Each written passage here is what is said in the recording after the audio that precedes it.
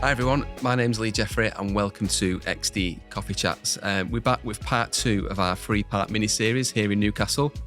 Just a quick reminder about XD Coffee Chats for anyone new joining us today. So it's a platform where we get to meet different people from across our experience design team here at Sage, from UX, research, solution design, content and accessibility. It enables people to share their stories to colleagues around Sage and also people in our external design communities too.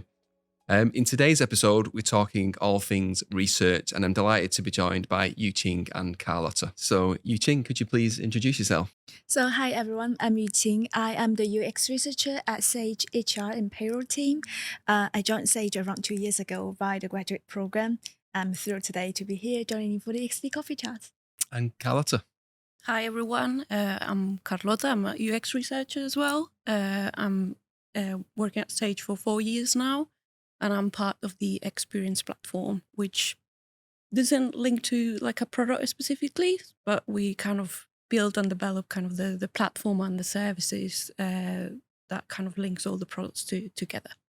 Oh, thanks for joining us today. So, let's get started with the bit about the research profession. So what is user research? Yeah, so research, so user research, user experience research. Basically, the goal is kind of understanding like target users. It's kind of different terms, but I guess the main goal is to kind of understand user needs, understand their kind of behaviors, what makes them do certain things. I guess user experience research is linked more with UX design, kind of the kind of that life cycle and that journey. And I guess just to touch on like pathways or careers into user research and how you kind of got into this role. So I know you mentioned you as part of the grad scheme there. So what kind of interested you in getting into user research, and where did that career journey start? Yeah, so I mean that's a good way to kind of to get into UX research. I was part as well of the graduate program at Sage. I think it was before you joined, Yuqing. Um, I guess you have different ways to get into kind of the role. It could be that you have a background like in psychology or sociology. Like we have people in our team that study anthropology or human computer interaction. Um, but then as well, maybe you want to get into more the tech sector. So I think for both of us, it was to um, kind of joining the graduate program was a way to get into kind of UX research. There are other ways as well, like I guess you can do like really intense boot camps. There's like 3 months full on, and then kind of opens a bit the world out there to get into the UX world. For me was so I'm a sociologist, but then I specialize into more like kind of academic research, cultural heritage. But I reached one point in my career that I wanted a bit of a change. So Sage offered that graduate program, and that was 2 years. Very similar to Carlota. So my background is in cognitive psychology, and I was doing research to do with autism and music therapy. But I figured out like I really want to get more experience and get a career in industry. So but I still want to apply my research skills to do something good, and I figured out UX research is perfect for me. That's why I opt for the Sage graduate program. It has been a very good journey for me. Oh, nice. I think, you mentioned the graduate program there. I know there's just a new cohort started there as well. So, do you still get involved with that, with like on the mentorship side and working with new graduates? Yeah, I think kind of we're both aware that by October there is like a big group joining, and I think there is always like the chats going on about like, or you can volunteer or mentor. I think I gave a bit of a talk, like a bit of introduction about UX research and what was all that about. So yeah, like I think there is always that connection after you have left the program, like for the kind of future generations. Yeah, paying it forward. Yeah. Nice. I guess then getting back into kind of the research and the team. Obviously, there's two researchers here today. What does the size of the team look like, and what are the different roles within the research team at Sage? Yeah, so I think both, just to clarify, both of us like sit within the small business. So there are a lot of researchers across the business, but in us we're kind of like a small team. So we're 8 or 9 of us. I mean, we have grown quite a lot because in 2019 there was just one Oh, wow. researcher, and now but there is always like, I think we always need more. Mm.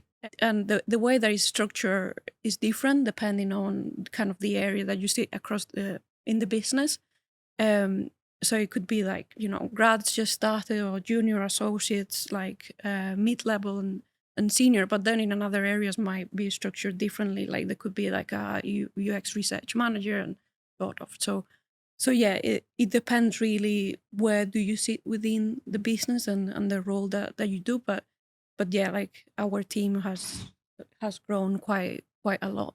Yeah, and I know there's like the growth of like design ops and research operations. How's that kind of impacted the team? Yeah, so Paula has been our research ops. Like we didn't have that role before, so the UX, the researcher will do everything. Will do recruitment, all the admin, all the planning. So having her is kind of like a key, plays a key role in our day to day. So yeah, like I think years ago it wasn't like a visible role in the research career, but now it's like more and more important. Like there are more books written about it, more blogs written about this role, and it's just that person that doesn't do research but does everything else. Mm. And it's not just recruitment. She does all the admin. So all those things that you need to think apart from planning for your research, she does. And well, I mean, it sits there across all the design process, really. Like to you choose as a researcher the right method, but as well the research op assists you with that as well, with all the recruitment, like screeners, so all different things. Yeah. Yeah, it's a pivotal role. Yeah, I guess just touching on kind of research methods. Then, so I guess when we're trying to learn about our customers, there's lots of ways which we can engage with them. So let's just chat a bit more about research methods. So can you kind of give us some examples of different research methods that you might use, and I guess how to pick the right method for what you're trying to learn? Yeah, sure. I think the most used research method, I mean, the two different approaches, the quantitative approach and the qualitative approach. But which approach do we use is largely depend on what kind of questions are we trying to answer, use with each research. So for qualitative research, it's more like a why question. But for quantitative research, we ask questions about to what extent, what, how many, how often. But usually we use them together. So if we want to get measurable data that can represent a larger population, quantitative is the way to choose. But if we want to dig deeper into more individual contextual insight, qualitative can give us more insight on that. So representative research method belongs to the quantitative umbrella, such as surveys, product analytics, or A/B testing. For qualitative, we have interview, diary studies, um, and usability testing. And would you kind of combine methods on occasions to learn more or learn differently? Or Yeah, it's quite a common practice for us to triangulate, to use two type of research method in one project. I can think of example. For example, in HR, if we want to figure out the most urgent user issues, user problems to solve, we can first apply a quantitative method, meaning using product analytics or sending out survey to understand what is the most frequently used feature and which one has the lowest user satisfaction score. Then we can, the qualitative method interview can step in and we can talk to users to further understand why. Could it be to do with usability issues, or our product's good on itself, but it might not best fit into their existing workflow. So that's something we can discover. So I guess to sum up, quantitative research, they give us the paints like they give us a measure like on a scale, insight on a scale. And qualitative research gives us more contextual and individual insights that can help us understand more of the motivation and emotion and frustration of the users, and together they paint a full picture for us. And we're trying kind of more and more not rely just on one method or get into that kind of rhythm or just using one method, like kind of mix them and kind of have more to prove what you're trying to find out and your assumptions. So that's kind of something that we're trying to work a bit more, that mixed method approach. And I guess I've been in user research sessions before, observing. You can see the amount of kind of data and insights that you kind of get back, and I guess a big part of your role is to kind of synthesize that and understand it, and I guess playing that back to stakeholders as well, and trying to remove a bias within kind of playing that back. So what goes into your mind when you're trying to play back kind of key insights to stakeholders? Have you got any kind of tips of what you might do? I know it kind of goes into kind of storytelling as well. Like you said, it's just very similar to storytelling. So stories, they're supposed to be enjoyable and engaging. So are our research playbacks. So we're always trying to give them maximal context, because not necessarily people who come to the playback know the kind of context of the project. And then, as a story, there might be questions, suspense, twist. We pose a lot of questions, and at the beginning, so these are the questions we're trying to address. And then we present all the research playback on a platform called Dovetail. I really like the platform because it allows us to include in our research report real clips of user interview or usability testing, anything. So it's a great way to, I guess, increase the empathy between us and our users, because they can tell it's real person and real person problem and opinion behind each data point. And so after the whole storytelling, the playback report, we always recommend suggestions for design, so actionable insight for our stakeholders, so they can plan for next iteration of design or plan timeline for development, or even sometimes it might influence the plan for roadmap items. Yeah, I love Dovetail as a tool. So having something there where, as a designer, you can just kind of go and search and have a look around, and it's kind of not locked away. So it kind of like promotes that learning culture from a designer to go and ask questions and work with the research team as well. Yeah, definitely. Yeah, I guess if we delve now into kind of like a bit more about the role itself as a researcher and kind of raising research maturity. So yeah, what are the key skills and attributes of a user researcher? Yeah, that's a good question. I think it's like a compilation of attributes, but I think one of the main ones is like listening, but not like just like, oh, well, I'm just here, just sat here, just, paying attention to what you're hearing. Is more like active listening. So actually getting into the conversation with, the participant, the user, and really understanding what they're trying to say, have empathy. So being able to put yourself in the position of others, is trying to find that kind of right moment as well to ask the right question. And that active listening as well involves a lot of like pausing and being able to know what's the right moment, not like just to be quiet and and not say anything, because that could let the other person to actually say a key piece of information that maybe you didn't expect. I think you have to be patient as well. When we run the sessions, sometimes there are technical problems. You have to be there for the other person to deal with it, and just like be kind of actively patient to understand the person and give time to really explain what you're asking them. Yeah, like I think those kind of like a compilation of those kind of skills, to kind of being able to manage the sessions yourself. Yeah It's like that impartial view, isn't it, where you have to kind of put your biases aside and really understand yeah the user's experience and what their experience is, and then you try and translate that back to the business. Yeah. And I think sometimes it's hard because, as we mentioned before, the whole bias thing. Sometimes you're on a session and you ask a question a certain way, and when you finish, you realize like, oh, I shouldn't have done that. Yeah.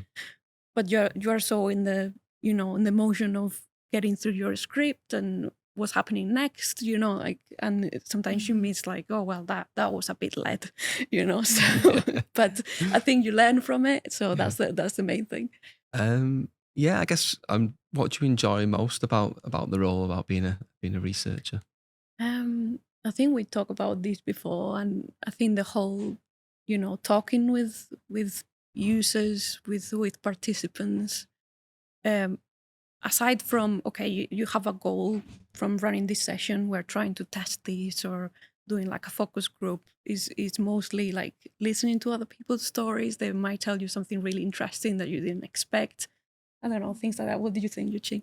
Yeah, I get the most satisfaction and like job satisfaction. And I remember one user coming into the session, and because they find the session enjoyable, so they always come back to the session. We'll see the users, kind of repeatedly over a period of time. They'll be like, last time I told you about this user issues and you fixed that for me. And I'm really, really happy about that. Oh, nice. Yeah. I think when people feel like they get heard and they're listened to, more likely to come back and give more kind of feedback and get involved in user research sessions. And I love that because I guess you're, as like designers, we're obviously user centered and we're creating those experiences, but you are very close, as if not the closest person to kind of the user, as long, I guess, with customer support as well. They are on the kind of on the phones with them day to day. So it's great, I guess, as part of the role to be amongst the users and talking to them all the time. So I guess if we just touch on challenges, then what's the kind of biggest challenges as a researcher? I think probably time, and balance it with requests. Like as I said, like our team grew quite a lot, but I think we get a lot of requests, and you have to kind of prioritize. And sometimes, you don't have enough time to tackle everything, to do all the research that you wanted. And as well, that time thinking, because sometimes it's like, oh, we have these designs and it's kind of a lot of usability testing or concept testing. But we would like to do more kind of discovery and generative research, diary studies or things like that. It's like more long-term projects that require more time. Yeah. And sometimes you don't have time for that. And I think another challenge is like when we have a lot of requests, like recruitment gets a bit tricky, and the more kind of, you like a deep screener or really like tight screener that you want this specific user, and it gets more and more difficult. And if you imagine like all the products at the same time, they need recruitment. That's kind of, well, Paula, our research ops, is the one that has to deal with that and struggle with that. Like, we manage all right, but sometimes the participants panel can get a lot of exhaustion, because although our participants want to be part of the sessions, it's not good to hear from the same person over and over again. So and adding up to Carlota's point about the time, it's a good thing that people in our team are very passionate about research. They always want more research. But I remember like a survey that did by Nielsen Norman Group says the ratio between designers and researchers should be like 1 researcher versus 5 designers. But like we said, our team is quite new. It's still growing. We're still trying to reach that optimal ratio at some point. But in the meantime, sometimes struggle a bit to because we want to do all the research for our designers, but we don't have enough time to do that. Yeah, I guess when people value the power of research, don't they? They want to do as much as they can. But some great points there, especially about the generative stuff up front as well. Cool. So I guess if we touch on, we spoke a lot about your day to day there, but I guess a big way to advocate for research and raise that maturity is the culture side as well of research. Can you advocate? Can you just chat around kind of the stuff you do day to day outside of your project work, kind of like touching on kind of community as a practice or sessions like that? I think as a research community, we have our regular catch-up meetings to share the best practice and just share our like inside experience between us. And we also hold is weekly, sorry, not weekly, like a research bait box series. Oh yeah. Yeah, like Yes. monthly. Yeah, monthly. So people can come in and with their own research method in mind, and we will be there to answer any questions. And sometimes it'll be a knowledge sharing sessions and just telling people, sharing our knowledge about research. I guess then how do you promote a research driven culture? So like, I guess how can other disciplines be allies for research and even get involved in user research as well? Yeah, so I think within our XD department, we have an OKR this year to be a good ally, and one of them is to be a good ally for user research, UX research. So we encourage people to take part in research sessions, either be the note takers or be there to observe the sessions. And we also encourage as many people as possible to come to our research playback. And at the meantime, we are trying to increase our research visibility, to share the research insight using different formats.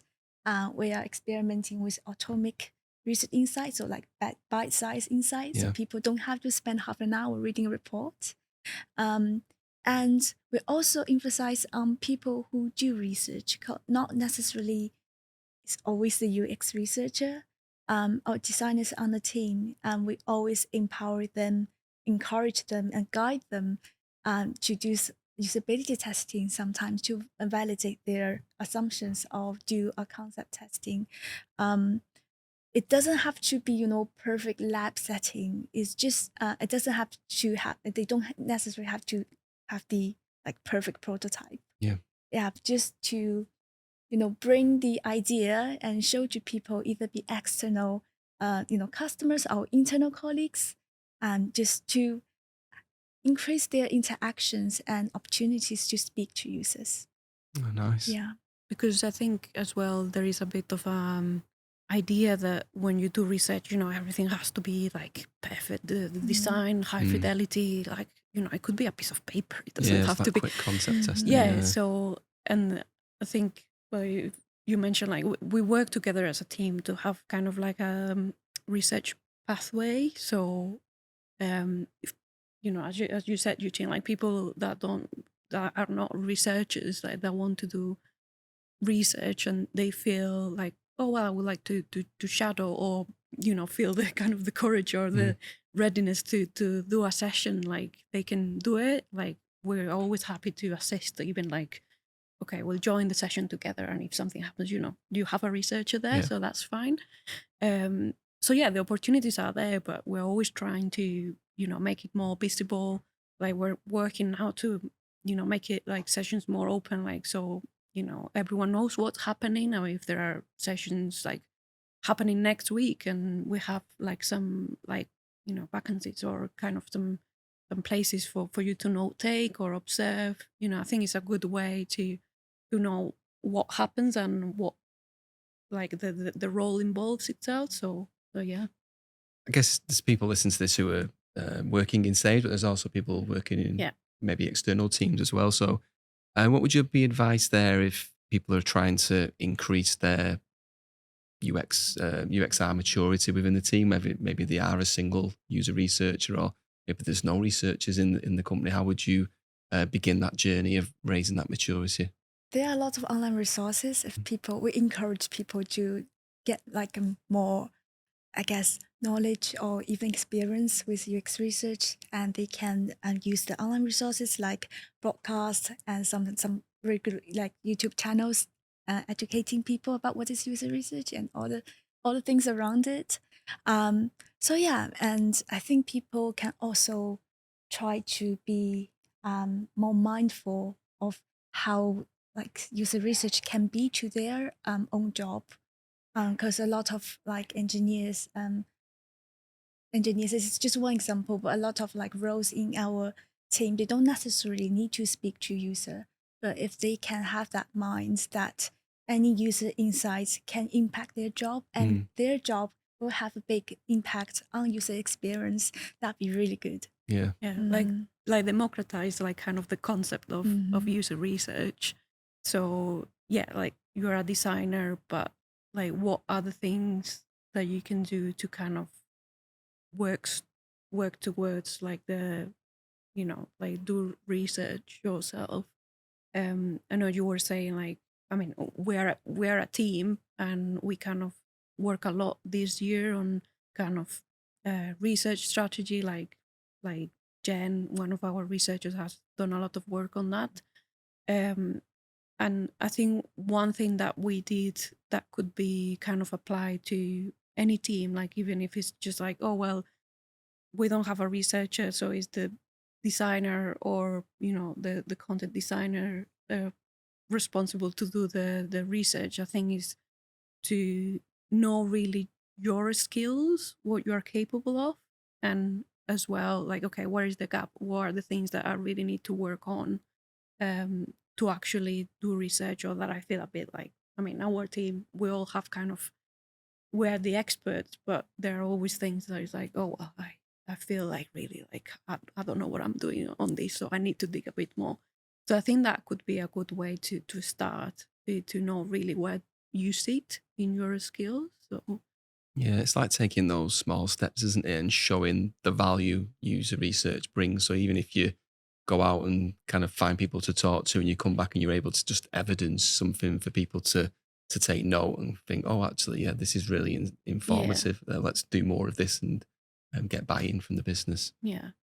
Yeah, so I guess to close out then, looking at the future of UXR then. So I know AI is obviously a very hot topic right now. So Yeah. yeah, how is that currently impacting your role as a researcher? I think, well, I mean, we all have talked about this. I think there are two ways to approach this. I think that like AI as a tool or like a resource that could assist you as your role as a UX researcher, and then AI as a new concept, like at least for us as researchers to research on. I think in terms of the like as a tool itself, we're always open-minded but a bit cautious, right? Like we use it to help us. I don't know, like I think in our case, like for me, because English is my second language, I use AI a lot to I wrote all of these, like, does it make sense? Help me with the grammar, like review. So that's really helpful because at the time when you want to do a storytelling and transmit the right idea, that language barrier sometimes could be a bit of a tricky one. But as well, like if you have kind of like a lot of insights, it might help you kind of digest a bit more. But I think is a tool to kind of use, like being, careful of what you do, rely on, but not depend fully. I think, right? Yeah. I do the same thing because English is also not my first language. And there's some kind of nuance within the language. Sometimes I want to double check. Like I ask AI sometimes, do you think this specific question is a bit leading? And Okay. can you give me some suggestions to improve that? Yeah, so it's open-minded but cautious. It's always the research, like us are taking the lead. But AI will be a great help. Like an assistant, yeah. Yeah, I think it brings that subjective human part that I always feel AI doesn't bring. And I think in our role, it's key. Like I think when you have that thinking time, analyzing the insights that you got, and then bringing all like the kind of the summary, that suggestion, I think that's kind of the researcher kind of key role to to bring that to the teams and stuff like that. So, and I guess the other part is like AI as a topic for us, like as a new topic for research. I feel like thinking about this. I think AI has always been there. Like there's been like businesses and products that have embedded AI in their products for years. Like language models and like AI algorithms and things like that. But I think it has come like towards this last year and this year that is like, the main topic, because I don't know, creating like a specific AI product, and that's where our role has come to really like research about it, like a big learning curve, because it could be really new for us, but for the user as well. Yeah. Learning about, okay, the trust towards it, like, is it AI really feeling like with their user needs, or is it like a bit of like, oh well, I don't know what's this thing, let me do my job, or so it has been kind of like a really new thing for us. Like in Sage, we are introducing Copilot to a lot of our projects. So it adds to some new research topics and new research experience for us, because we're interviewing and trying to understand people's attitude, their concerns toward using AI, and how can we best like fit that within our project to enhance our users' experience. So it has been quite an interesting journey so far. Yeah. I'm sure it'll continue as well. But I guess the final question then. I guess I know you spoke about the maturity of the team and going from kind of like a few researchers up to the team that you've got now. Kind of what is the main goal this year, and around kind of some of the main goals for the research team? I mean, we don't have one single goal, but I think grow our expertise. So there is a lot of conversations going about scale research, but I don't think it's all about volume, but I think quality of what we do.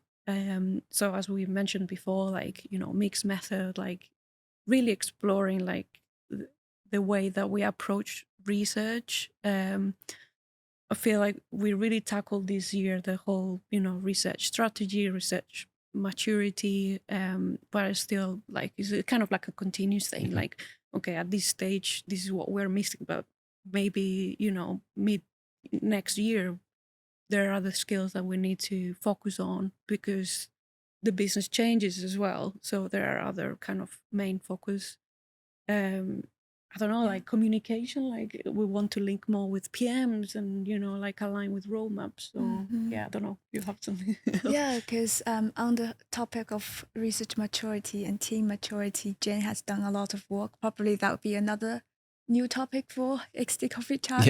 But just to lightly touch on that, like Carlota said, we do like kind of skill evaluations, self-report evaluations. Oh, nice. So we can see which research method we don't use that often and want to learn more. So we have self-developed plan and team-developed plan on that. On top of that, and stakeholder communications, we want to increase the visibility of our research and also increase our research impact, so we can effectively communicate the research insight to people inside and also beyond our team, and also to promote evidence-based, user-centered research culture here. Yeah, because I think there is a bit of a gap. Like you might be involved like in that discovery phase and, like work on a design or a concept and then you test. But then it's like the before and after, like, okay, you have done all this work, but how has really influenced what happened after, like, towards product development or feature development. What happens next is because research insights have said X, Y, or Z, or is it because another reason? So we are trying to track that a bit more. Yeah. So that brings us to the end of today's episode. So huge thank you for Yuqing and Carlota for joining us today. We'd love to hear any thoughts. So wherever you're tuning in from, please share any feedback in the comments. In our final episode of this mini-series, we'll be meeting Martin and Hannah from our accessibility team. So I hope to see you there. Thanks for listening, and bye for now.